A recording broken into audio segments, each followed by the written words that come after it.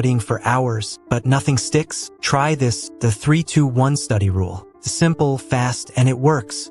3 hours before bed, stop studying. 3 hours before you sleep, close your books. Your brain needs time to relax so it can process what you've learned. If you study right before bed, your mind stays restless and you forget more. 2 hours of deep focus study. Every day, aim for just 2 hours of pure focus. No phone, no music with lyrics, no distractions. Quality beats quantity, so make those 2 hours count. 1 review session in the morning. Spend 1 short review session in the morning going over what you studied yesterday. This reinforces memory and keeps the knowledge fresh. Bonus tip. Combine this with active recall. Quiz yourself, don't just reread notes. This is how top students lock in their knowledge. Try the 3-2-1 rule today and watch your productivity skyrocket.